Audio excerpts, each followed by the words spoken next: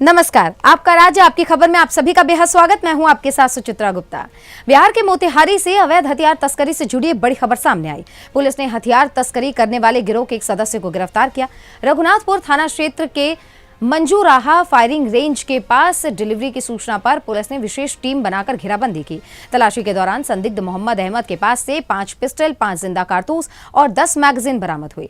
आरोपी समस्तीपुर जिले के मुस्तफापुर का निवासी बताया जा रहा है। पुलिस अब ये पता लगा रही है कि हथियार कहां से लाए गए थे और किसे पहुंचाए जाने थे। आरोपी के आपराधिक इतिहास और पूरे तस्करी के नेटवर्क की भी पुलिस जांच कर रही है।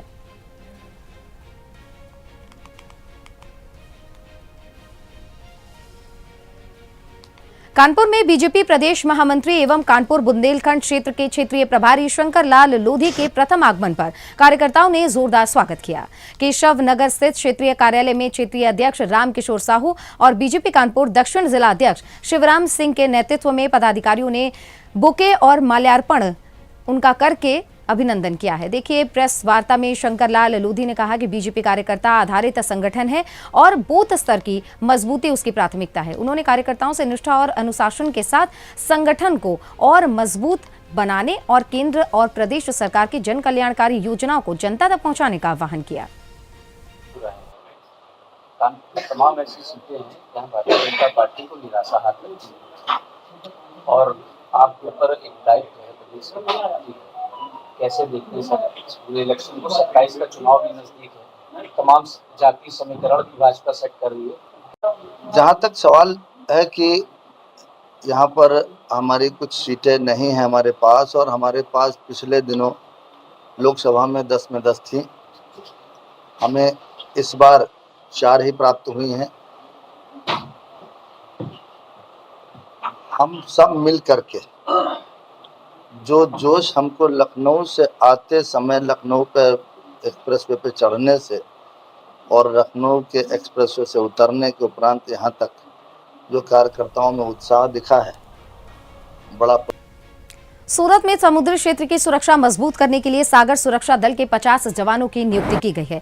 पुलिस मुख्यालय के कम्युनिटी हॉल में आयोजित कार्यक्रम में अधिक पुलिस आयुक्त महेंद्र बागरिया ने जवानों से संवाद किया और नियुक्ति पत्र सौंपे।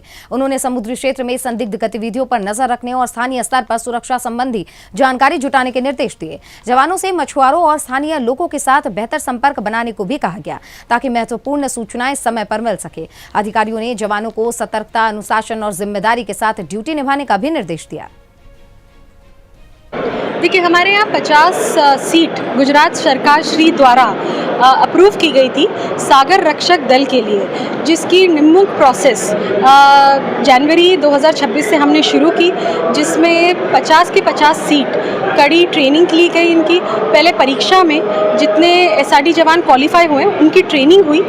ट्रेनिंग हमारे हेडक्वार्टर ग्राउंड में की गई, जहाँ उनको वेरियस डिज़ास्टर मैनेजमेंट, सी रेगुलेशंस, जो हमारे टेंट बांधना, कोई डिज़ास्टर हो गए तो उसमें कैसे लोगों को बचाना, ये सारी ही तालीम उनको दी गई है। और आज वही 50 जो जवान हैं अपने, उनकी आज एक इंटरेक्शन सेरेमनी रखी गई थी, जिसमें additional CP sector 2 Mahendra Bagaria sir के। वहीं एटमी मेडिकल कॉलेज में 29 वर्षीय महिला के अंडाशय में करीब 1.5 किलोग्राम वजन का विशाल ट्यूमर सफलतापूर्वक निकाल लिया गया। महिला के अंडाशय में 12 × 10 सेंटीमीटर आकार का ट्यूमर मिला था। विशेषज्ञ चिकित्सकों की टीम ने ऑपरेशन करके ट्यूमर को बाहर निकाला। ट्यूमर के एक हिस्से में सड़न भी शुरू हो चुके थे, जिससे समय पर उपचार मिलने से गंभीर संक्रमण की संभावित जटिलता जो थी वो टल गई है। चिकित्सकों ने बच्चेदानी को निकालने के बजाय केवल ट्यूमर निकालकर उसे सुरक्षित रखा। ऑपरेशन डॉक्टर साधना सिंह और डॉक्टर पंखुड़ी ने किया है। ऑपरेशन के बाद से महिला की हालत संतोषजनक बताई जा रही है। प्राचार्य डॉक्टर बलवीर सिंह ने चिकित्सीय टीम को बधाई दी है।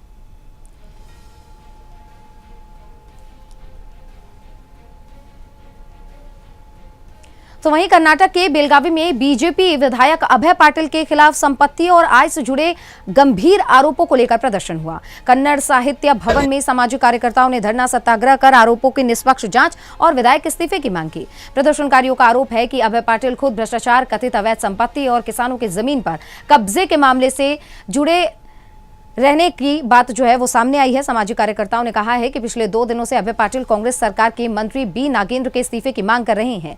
प्रदर्शनकारियों ने कहा कि पहले बीजेपी को अपने विधायक के खिलाफ लगे आरोपों की जांच करानी चाहिए, साथ ही अभय पाटिल को पार्टी से निष्कासित करने की मांग भी उठाई गई है। प्रदर्शनकारियों ने बेलगावी दक्षिण से पदयात्रा निकालने की भी चेतावनी दी। सांभर अच्छा है, अभय पाटिल लुच्चा है। इडली सांभर अच्छा है, अभय पाटिल लुच्चा है। गद्दी छोड़, गद्दी छोड़, अभय पाटिल गद्दी छोड़, गद्दी छोड़, गद्दी छोड़, अभय पाटिल गद्दी छोड़। ಬೇರೆ ಅವರು ಭಾರತೀಯ ಜನತಾ ಪಾರ್ಟಿಗೆ ಯಾವುದೇ ತರಹದ ಭ್ರಷ್ಟಾಚಾರ ವಿರುದ್ಧ ಹೋರಾಟ ಮಾಡೋದಕ್ಕೆ ಯಾವುದೇ ತರಹದ ನೈತಿಕತೆ ಇಲ್ಲ, ನೈತಿಕ ಹಕ್ಕು ಇಲ್ಲ ಅಂತ ಹೇಳಕ್ಕೆ ಇಷ್ಟಪಡ್ತಾ ಇದ್ದೀನಿ. ನಾನು ನಿಮ್ಮ ಮೇಲೆ ವಿಶ್ವಾಸ ಪಡ್ತೇನೆ ಅಂತಂದ್ರೆ ನಿಮ್ಮ ಸ್ವಪಕ್ಷದಲ್ಲಿರುವಂತ ಅಭಯ ಪಾಟಿಲ್ ಬೆಳಗಾವಿ ದಕ್ಷಿಣ ಮತಕ್ಷೇತ್ರ ಶಾಸಕರು ಅವರ ಮೇಲೆ ಭ್ರಷ್ಟಾಚಾರದ ಆರೋಪ ಇದೆ. ಅವರ ಮುಂದಾಳತ್ವದಲ್ಲಿ ನೀವು ಇದನ್ನ ಭ್ರಷ್ಟಾಚಾರದ ವಿರುದ್ಧ ಲಡಾಯಿ ಮಾಡ್ತಾ ಇದ್ರೆ ಅದಕ್ಕೆ ನಮ್ದು ಖಂಡನೆ ಇದೆ.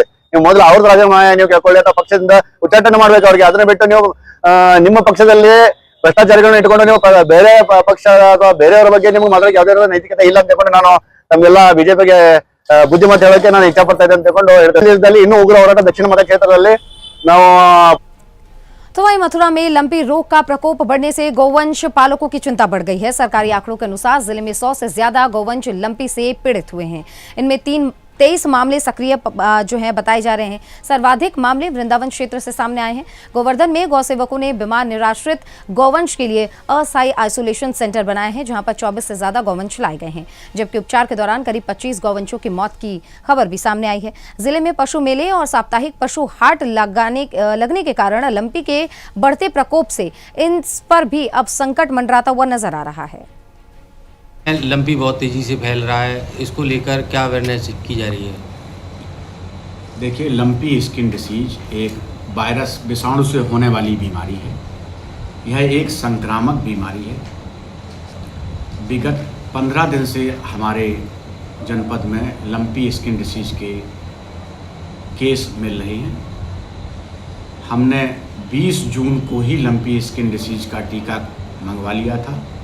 1,92,000 टीका अभी तक जनपद में आ चुका है, जिसके सापेक्ष 1.5 लाख से ऊपर टीका लगाया जा चुका है। हमारी 24 टीमें पूरे जिले में टीका। आजमगढ़ में अहरौला और तहबरपुर पुलिस ने अंतर जनपदीय चोर गिरोह के 4 सदस्यों को मुठभेड़ के बाद गिरफ्तार कर लिया। पुलिस के अनुसार चारों आरोपियों के पैर में गोली लगी है। गिरफ्तार आरोपियों के पास से 3 तमंचे, कारतूस, चोरी के सोने चांदी के आभूषण, 29,000 रुपए कैश, SUV 500 और 5 मोबाइल फोन के साथ चोरी के कई उपकरण भी बरामद हुए हैं। आरोपियों की पहचान बरेली निवासी दिलकश, साहिल, वाजिद और फैजान के रूप में हुई है। पूछताछ में अहरौला, तहबरपुर और बलरियागंज और साथ ही अम्बेडकर नगर की 7 चोरियों की घटनाओं का खुलासा भी हो गया है। गिरोह के 4 अन्य सदस्य अभी फरार हैं, जिनकी तलाश पुलिस कर रही है। थाना एरोला और थाना तैवर की पुलिस की कल देर रात्रि में पंखिया गिरोह के 4 सदस्यों के साथ पुलिस मुठभेड़ हुई, जिसमें 4 सदस्यों के पैर पर गोली लगी है और वो घायल हुए हैं। इनको नियमानुसार गिरफ्तार किया गया है। इनसे जो प्रारंभिक पूछताछ है उसमें यह बात प्रकाश में आई है कि ये मूलतः बरेली के रहने वाले हैं और ये लोग गिरोह बनाकर चोरी करने के लिए निकलते हैं। हाईवे के आसपास के गांवों को चिन्हित करके उनमें चोरी घटना को अंजाम देते हैं। यहाँ पर 8 लोग आए थे चोरी करने, 4 लोग गिरफ्तार किए गए, 4 अभियुक्त फरार हो गए, जिनकी गिरफ्तारी के लिए टीमें गठित कर दी गई हैं। इन्होंने चंदौली के नौगढ़ में वन भूमि से अवैध कब्जा हटाने पहुंची संयुक्त टीम पर ग्रामीणों ने एक समूह में कथित तौर पर हमला कर दिया। भरदुइया गांव में पुलिस, वन और राजस्व विभाग की टीम धान की रुपाई हटाने पहुंची थी। आरोप है कि ग्रामीणों ने लाठी डंडों से हमला किया, जिसमें कई पुलिसकर्मी और वनकर्मी घायल हो गए। स्थिति बिगड़ने पर पुलिस ने लाठीचार्ज करके नियंत्रण पाया और महिलाओं समेत कुछ लोगों को हिरासत में भी लिया गया। पुलिस ने ट्रैक्टर और कृषि उपकरण भी जब्त किए हैं। सरकारी कार्य में बाधा और हमला करने के आरोप में 70 से 80 लोगों पर मुकदमा दर्ज किया जा रहा है। मौके पे क्या है पूरा मामला से? और देखिए, भरदुआ गांव में विगत लगभग कुछ महीनों से 1.5-2-3 महीनों से लगातार भूमि को लेकर के एक विवाद हो रहा था, जहां पर स्थानीय गांव वालों के द्वारा लगातार वन विभाग की भूमि पर कब्जे करने का प्रयास किए जा रहे थे। साथ ही साथ जो ट्रेडिशनली यहां पर 50 साल से लोग खेती करते आ रहे हैं, उनकी भूमि पर भी कब्जे के प्रयास बार बार किए जा रहे थे।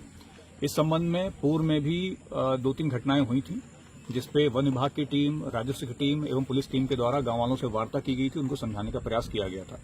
उसके बाद भी इन लोगों के द्वारा अवैध कब्जे के प्रयास लगातार चालू थे, जिसपे कल भी इनके द्वारा वन विभाग की भूमि पे पुनः अवैध रूप से धान रोपाई कर दी गई थी।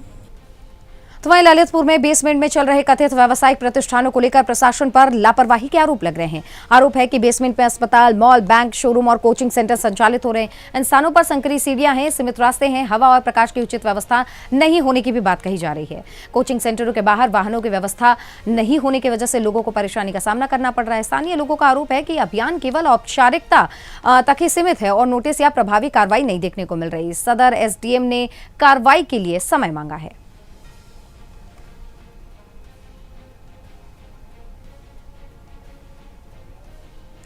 फर्रुखाबाद में जिलाधिकारी डॉक्टर अंकुर लाठर ने संकेत राजकीय विद्यालय का औचक निरीक्षण करके शिक्षा, भोजन और विद्यार्थियों की प्रतिभा का जायजा लिया। डीएम ने बच्चों के साथ कई घंटे बिताकर उनकी पढ़ाई और रुचियों की भी जानकारी ली। उन्होंने खेल मैदान में बच्चों के साथ स्वयं बैटिंग की और बॉलिंग करके उनकी खेल प्रतिभा भी देखी। विद्यार्थियों ने जिलाधिकारी के साथ सहज व्यवहार जब उनका देखा तो वो काफी ज्यादा उत्साहित नजर आए। डीएम ने विद्यालय प्रबंधन को गुणवत्तापूर्ण शिक्षा और बच्चों के सर्वांगीण विकास पर ध्यान देने के लिए निर्देशित भी किया है।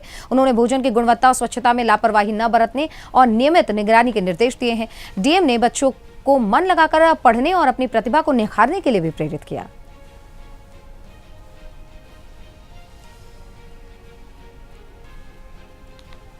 कानपुर के कल्याणपुर थाना क्षेत्र में नशीला पदार्थ बेचने से मना करने पर एक युवक के साथ मारपीट का मामला सामने आया। आरोप है कि सड़क पर कुछ लोगों ने युवक को जबरन नशीला पदार्थ बेचने के लिए दबाव बनाया। युवक ने जब मना कर दिया तो उसके साथ सड़क पर ही मारपीट की गई। आसपास मौजूद लोगों ने घटना का वीडियो बना लिया, जो अब सामने आया है। सूचना मिलने के बाद से पुलिस मौके पर पहुंची और संबंधित दोनों पक्षों को थाने ले गई। पुलिस मामले की जांच कर रही है और वीडियो के आधार पर घटना से जुड़े तथ्यों की भी जानकारी जुटाई जा रही है।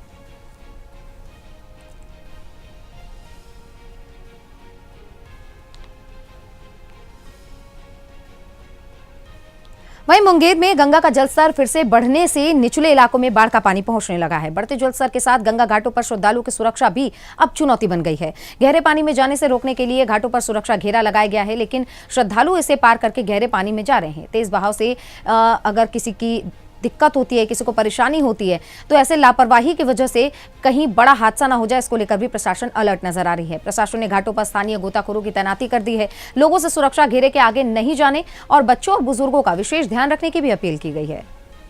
लगा गया एक पहला फर्स्ट सिटिंग है 2 बजे तक, 2 बजे से फिर 10 बजे रात्रि तक है हम लोग का ड्यूटी, जो कि पानी का अभी तेज बहाव लगभग घंटे में 1 सेंटीमीटर देख रहे हैं हम लोग, बढ़ते जा रही है। पानी का संभावना अभी है कि बढ़ते ही रहेगी। अभी पानी कल से बहुत रफ्तार में पानी है। तो व्यवस्था प्रशासन द्वारा हमें ब्रेकेटिंग जाल सब चीज दिया हुआ अभी हम लोग को 4 घाट में है। वहीं बिजनौर के राजकीय मेडिकल कॉलेज में मरीज के इलाज और डॉक्टर के व्यवहार को लेकर गंभीर आरोप सामने आए। परिजनों का आरोप है कि उल्टी दस्त की गंभीर स्थिति में भर्ती छाया देवी के इलाज में लापरवाही बरती गई। ड्यूटी पर तैनात डॉक्टर अबू हाशिम पर अभद्र व्यवहार करने और दवाइयां बाहर से मंगवाने का आरोप लगाया गया। परिजनों का दावा है कि मरीज की हालत गंभीर होने के बावजूद कथित तौर पर उसे जबरन डिस्चार्ज करवा के घर भेजा गया। मामले के बाद से परिजनों ने नाराजगी जताते हुए निष्पक्ष जांच और आरोप सही पाए जाने पर संबंधित डॉक्टर के खिलाफ कड़ी कार्रवाई की मांग की है। क्या पूरा मामला, आप कहाँ के रहने वाले हैं? सर हम धामपुर के रहने वाले हैं। ये पेशेंट है, ये मेरी माता जी हैं। हम इनको लेके आए थे 14 तारीख को और 14 तारीख में उधर एडमिट किया था इमरजेंसी में। वहाँ से उन्होंने एक रात रख के इधर रेफर कर दिया इनको और यहाँ पे डॉक्टर इंसुलिन लगाने के लिए बोल रहे हैं। इनकी शुगर 127 है, सुबह में 127 थी, अभी 184 आई। शामली के थाना भवन में पुलिस ने नशे के अवैध कारोबार के खिलाफ कार्रवाई करते हुए एक तस्कर को गिरफ्तार किया है। पुलिस के अनुसार आरोपी अरशद उर्फ बिल्लू के कब्जे से 32 ग्राम अवैध स्मैक बरामद हुई है, जिसकी अनुमानित कीमत लगभग 6.5 लाख रुपए बताई गई है। उसके पास से 470 रुपए कैश भी बरामद किए गए हैं। ये कार्रवाई ऑपरेशन सवेरा के तहत की गई है। पुलिस ने आरोपी के खिलाफ NDPS एक्ट के तहत गंभीर धाराओं में मुकदमा दर्ज किया है। अब पुलिस तस्करी से जुड़े आगे और पीछे के संपर्कों की जांच कर रही है। पुलिस ने लोगों से नशे के खिलाफ अभियान में सहयोग करने की भी अपील की है।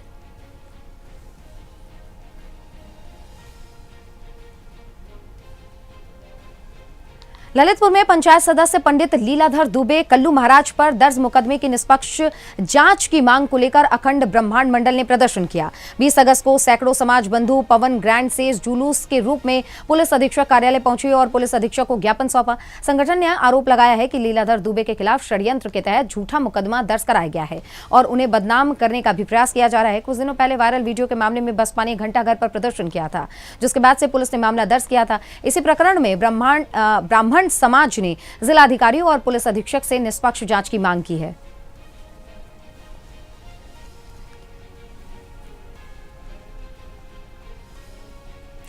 आजमगढ़ के परिषदीय विद्यालय में अब बिना अनुमति बाहरी लोगों के प्रवेश पर रोक लगा दी गई है। जिला बेसिक शिक्षा अधिकारी राजीव पाठक की ओर से जारी आदेश में कहा गया है कि अनधिकृत रूप से विद्यालय में प्रवेश करना या फोटो वीडियो बनाना या फिर यूट्यूब पर उसको साझा करना बच्चों के पठन पाठन और सुरक्षा से जुड़ा गंभीर मामला है। अब सक्षम अधिकारी की अनुमति के बिना बाहरी व्यक्ति विद्यालय परिसर में फोटो या फिर वीडियोग्राफी नहीं कर सकेगा। BSA ने स्पष्ट किया है कि अभिभावक विद्यालय आ सकते हैं, लेकिन अन्य बाहरी लोगों के प्रवेश के लिए उनको अनुमति लेनी होगी। उन्होंने कहा है कि आदेश का उद्देश्य सुरक्षा और पढ़ाई को व्यवस्थित रखना है, किसी भी विशेष वर्ग या मीडिया को रोकना नहीं। स्कूलों की कमियों को छिपाने के आरोप को भी BSA ने कहा है कि हम आरोप को छिपाना नहीं चाहते, हम कमियों को छुपाना नहीं चाहते, लेकिन अगर कोई अन्य व्यक्ति स्कूल में बिना अनुमति के प्रवेश करता है तो इससे बच्चों की पढ़ाई और सुरक्षा प्रभावित होती है। तो जो फ्रीलांसर है उनके लिए रोक लगाई गई है, यूट्यूबरों के लिए, क्या इसका उद्देश्य है? ये तो काफी पहले हमारे कार्यालय से एक लेटर जारी हुआ था, तो संज्ञान में आया था कि जो है पढ़ाई के दौरान कुछ जो है यूट्यूबर जाके अनधिकृत रूप से अंदर घुस जाते हैं और जो है बच्चों के पठन पाठन में जो है।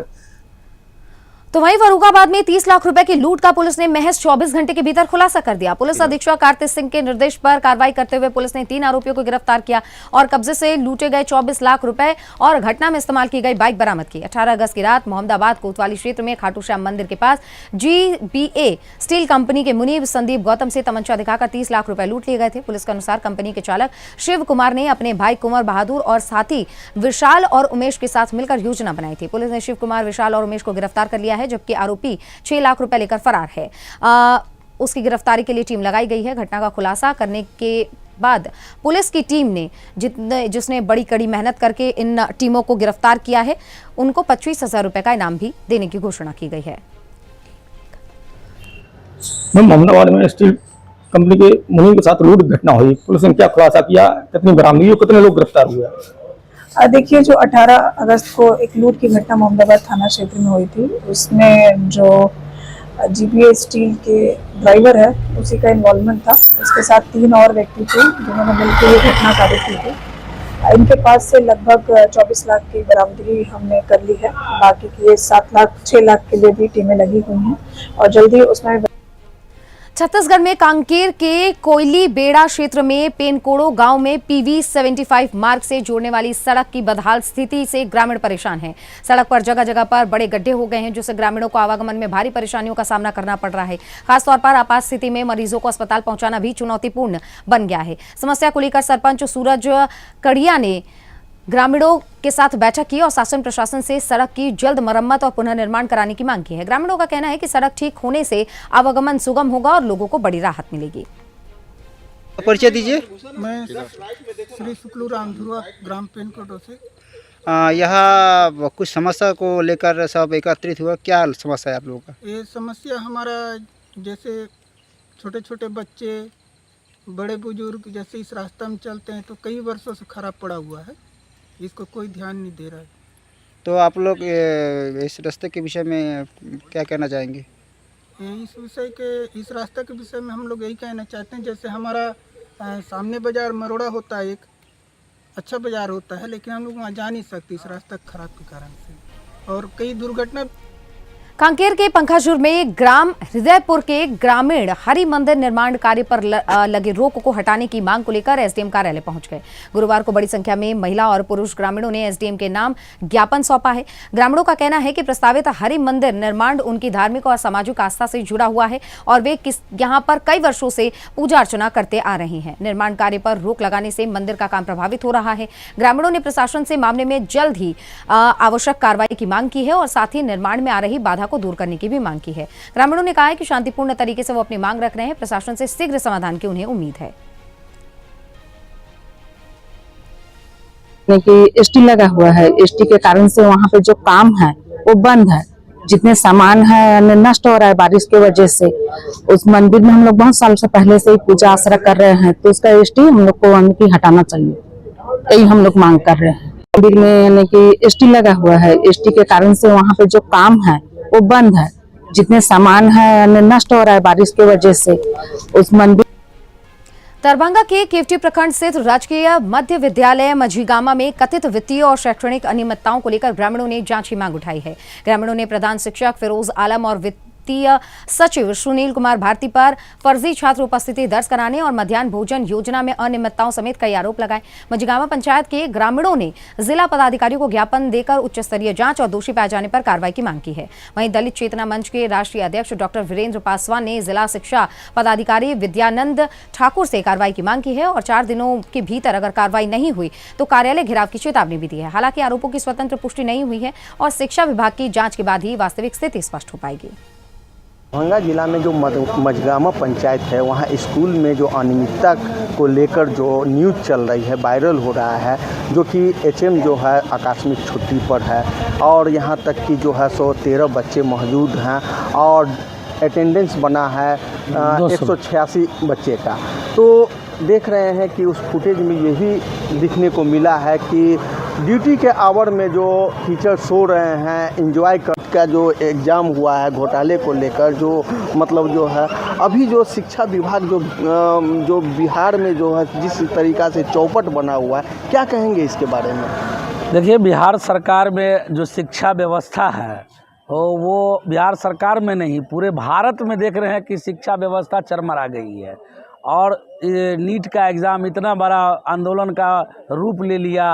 अब क्या कहते हैं, शिक्षा मंत्री को इस्तीफा देना पड़ा। ये आजमगढ़ में अरुणाचल प्रदेश के दिबांग वैली जिले से एक जवान के लापता होने की खबर के बाद से परिवार की चिंता बढ़ गई है। सिधारी थाना क्षेत्र के मोहम्मदला गांव निवासी हवलदार उपेंद्र यादव 5वीं ग्रेनेडियर यूनिट में तैनात है। परिवार के अनुसार 14 अगस्त 2026 को तेज बारिश और अचानक आई बाढ़ में पाशुपानी सेना शिविर के शेल्टर 2 में जो शेल्टर 2 है वो बह गया था। उसी समय 7 जवान बाढ़ की चपेट में आ गए थे, जिसमें से 2 को सुरक्षित निकाला गया। हवलदार उपेंद्र यादव समेत कुंदन, विनोद, आदित्य और संबुदा लापता बताए जा रहे हैं। उपेंद्र के भाई रविंद्र यादव ने जिलाधिकारी को प्रार्थना पत्र देकर तलाश और आवश्यक सहायता की मांग की है। सेना की बचाव टीमें लगातार लापता जवानों की तलाश में जुटी हुई है। उपेंद्र यादव साल 2025 से सेना में कार्यरत हैं।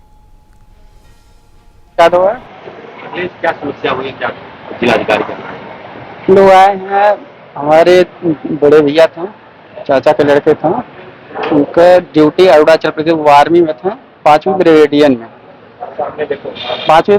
में थे और अरुणाचल प्रदेश में अचानक से बादल फटने की वजह से लैंड स्लाइडिंग हो गई। लैंड स्लाइडिंग में 14 तारीख को करीब 4:30 बजे के आसपास लैंड स्लाइडिंग की वजह से उनका जो कि कैंप बह गया। 2 कैंप गए हैं जिसमें 7 लोग थे, 7 आर्मी के जवान थे, उसमें हमारे भैया भी थे और हवलदार उपेंद्र यादव। आजमगढ़ में डिजिटल अरेस्ट के नाम पर 26,70,000 रुपए की साइबर ठगी का मामला सामने आया। साइबर क्राइम पुलिस ने मामले में लखनऊ के अमीनाबाद निवासी करीब 27 वर्षीय जहांगीर आलम को गिरफ्तार किया है। पुलिस के अनुसार आरोपी और उसके साथी खुद को अधिकारी बताकर पीड़ित को खाते में जो है लेन देन और देशद्रोह का मुकदमा दर्ज होने का भय दिखाते थे। इसके बाद गिरफ्तारी से बचाने के नाम पर पीड़ित से अलग अलग खातों में 26,70,000 रुपए ट्रांसफर कराए। तकनीकी साक्ष्यों के आधार पर पुलिस ने आरोपी को लखनऊ से पकड़ा है। उसके पास से 2 मोबाइल फोन, 2,000 लगभग 70 रुपए बरामद किए गए हैं। अलग अलग मोबाइल नंबरों से संबंधित सिम कार्ड भी बरामद हुए हैं। अब जो आरोपी है उसके अन्य साथियों की तलाश पुलिस कर रही है और साथ ही साइबर ठगी के पूरे नेटवर्क को खंगाल रही है। जनपद आजमगढ़ के साइबर थाने पर एक डिजिटल अरेस्ट का मामला आया था। इस मामले के अंतर्गत साइबर अपराधी ने व्हाट्सएप पर कॉल करके अपने आप को CIO अधिकारी बताते हुए पीड़ित पर देशद्रोह का मुकदमा दर्ज होने और विभिन्न खातों से अवैध रूप से लेन देन करने के डर दिखाकर जेल भेजने के नाम पर 26,70,000 रुपये की साइबर ठगी की थी। इस सूचना पर तत्काल प्रभाव से साइबर थाने पर मुकदमा दर्ज किया गया था और विवेचना करने के लिए हमारी टीमें लगाई गई थी। इसमें एक अभियुक्त जो लखनऊ के रहने वाला जहांगीर आलम, उसका नाम प्रकाश। औरैया के जिला एवं सत्र न्यायालय के बहुचर्चित पंचमुखी मंदिर दोहरे हत्याकांड में बड़ा फैसला सुनाया है। पूर्व सपा MLC कमलेश पाठक समेत 10 दोषियों को अदालत ने आजीवन कारावास की सजा दी है। सभी दोषियों पर 50-50 हजार रुपए का जुर्माना भी लगाया गया है। जमानत पर बाहर चल रहे सरकारी गनर को भी अदालत के आदेश के बाद से हिरासत में लेकर जेल भेज दिया गया है। 15 मार्च 2020 को पंचमुखी मंदिर परिसर में अधिवक्ता मंजुल चौबे और उनकी चचेरी बहन सुधा चौबे की हत्या हुई थी। करीब 6 साल 5 महीने चले मुकदमे में 900 से अधिक तारीखें पड़ी और 72 गवाहों की गवाही हुई। फैसले के दौरान न्यायालय परिसर में सुरक्षा के कड़े इंतजाम देखने को मिले।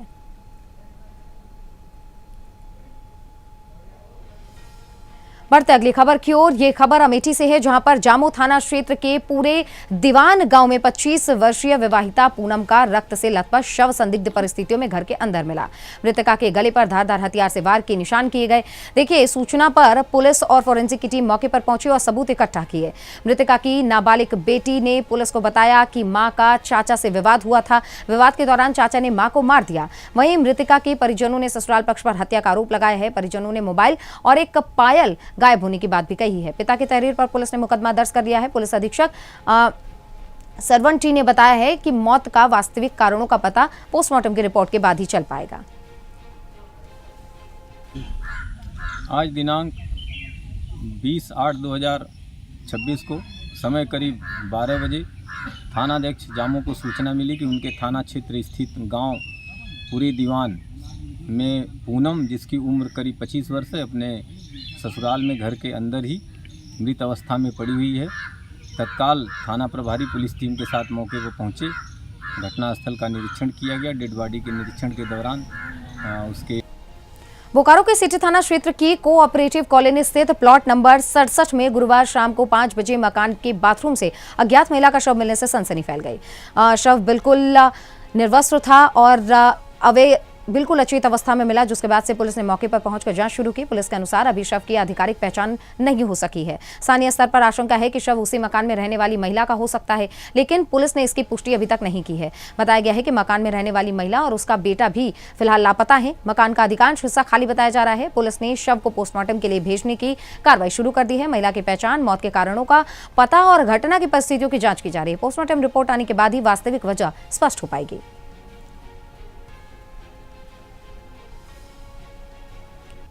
डिब्रूगढ़ के चिरिंग छापरी अलमा पाट्टी इलाके से करोड़ों रुपए की कथित ठगी के आरोपी इम्तियाज अली की गिरफ्तारी की खबर है। पुलिस के अनुसार इम्तियाज अली दुकान और नौकरी दिलाने के नाम पर लोगों से ठगी करके बार बार पैसे वसूल रहा था।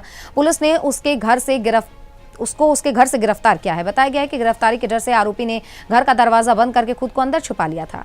काफी प्रयास के बाद भी दरवाजा नहीं खोलने पर मजिस्ट्रेट की मौजूदगी में पुलिस ने दरवाजा तोड़ा और आरोपी को पकड़ लिया। पुलिस को आरोपी के गैराज से 3 गाड़ियां मिली हैं। वहीं घर की तलाशी के दौरान कुछ कथित अवैध कागजात भी बरामद किए गए हैं। पुलिस पूरे घर की तलाशी लेकर मामले के तथ्यों को खंगालने की कोशिश कर रही है। গতানুগতিক আমাৰ এইটো মানে অপাৰেশ্যন মোডত ড্ৰাগছৰ এগেইনষ্টত চলি আছে। আপোনালোকে জানে ৰেলৱে আমাৰ পুৰণা ৰেলৱে ষ্টেচনৰ ওচৰত এটা বৰ ডাঙৰ ঘাটি আছিলে, উচ্ছেদ কৰিলোঁ। সেইটো কৰাৰ পিছত এতিয়া মানুহবিলাক চেদেলি বেদেলি হৈ গ'ল। য'ত যেনেকৈ পাইছোঁ আমি এইটো অপাৰেশ্যন মোডত চলাই আছোঁ আৰু হৈ আছে। আজিও এটা চলি আছে তেনেকৈ। चित्तौड़गढ़ में पद्मिनी विहार आवासीय योजना के शुभारंभ के साथ ही 663 भूखंडों की ई लॉटरी से पहले योजना की सुविधाओं, कीमतों और आम नागरिकों को मिलने वाले वास्तविक लाभ को लेकर सवाल उठने लगे हैं। मंगलवार शाम यूआईटी कार्यालय के सभागार में जिला कलेक्टर मंजू, यूआईटी सचिव कैलाश गुर्जर और चित्तौड़गढ़ विधायक चंद्रभान सिंह आक्या की मौजूदगी में योजना का जो परियोजना मॉडल है वो एआई शो के माध्यम से प्रस्तुत किया गया। कार्यक्रम में शहर के गणमान्य नागरिक, बीजेपी के वरिष्ठ कार्यकर्ता और पत्रकार भी मौजूद रहे। योजना के तहत विभिन्न आय वर्गों के लिए 663 आवासीय भूखंडों का सार्वजनिक ई लॉटरी से आवंटित जो है किया गया है। यूआईटी के अनुसार इसका उद्देश्य नियोजित आवासीय विकास के साथ पात्र नागरिकों को पारदर्शी प्रक्रिया से भूखंड उपलब्ध कराना है। वहीं योजना को लेकर सुविधाओं, दरों और आम आदमी की पहुंच पर स्पष्ट जानकारी की मांग उठ रही है।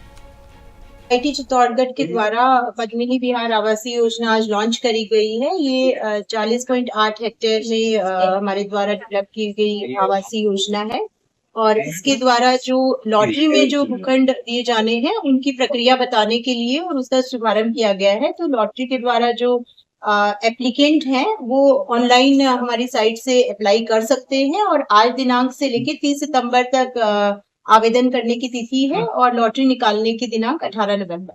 ये नरपत की खेड़ी में है और ये हाईवे पे है जहाँ पे ईएसआई हॉस्पिटल भी आ रहा है और ये काफी अच्छी लोकेशन है और काफी अच्छी यूआईटी के द्वारा काफी अच्छी योजना। मेरठ में पुलिस महकमे में बड़ा फेरबदल हुआ है। 2015 बैच के आईपीएस अधिकारी बीबी GTS मूर्ति को मेरठ का नया एसएसपी बनाया गया है। इससे पहले वो झांसी के एसएसपी के पद पर तैनात थे। वहीं मेरठ के मौजूदा एसएसपी अविनाश पांडे का तबादला करके उन्हें पुलिस महानिदेशक मुख्यालय लखनऊ से संबद्ध किया गया है। शासन की ओर से 9 आईपीएस अधिकारियों के तबादले की सूची भी जारी कर दी गई है।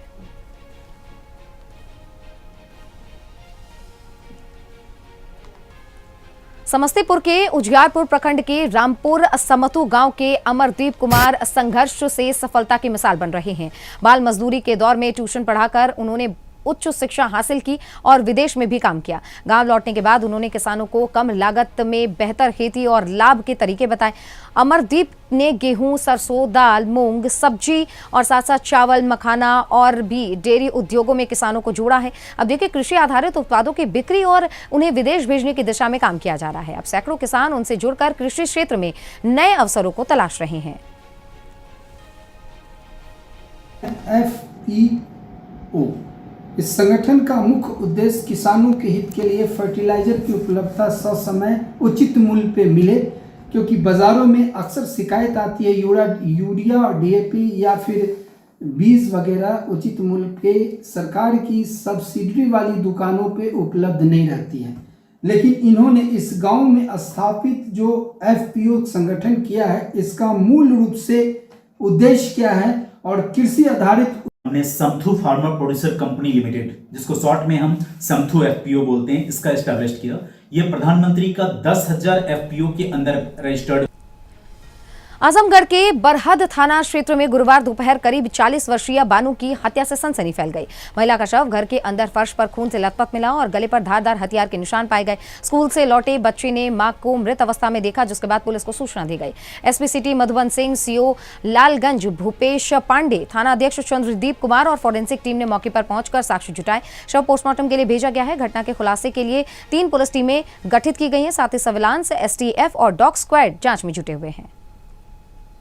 आज दिनांक 20/8/2026 को थाना बरदा के ग्राम बरदा अंतर्गत एक महिला के मर्डर की सूचना प्राप्त हुई थी। तत्काल मौके पर मेरे थाना और उच्च अधिकारियों के द्वारा घटनास्थल का निरीक्षण किया गया। घटनास्थल पर एक महिला जिनकी उम्र करीब 42 वर्ष थी, ये अपने घर में इनका शव मिला, जिनके गले पे किसी धारदार वस्तु से काटने के निशान थे।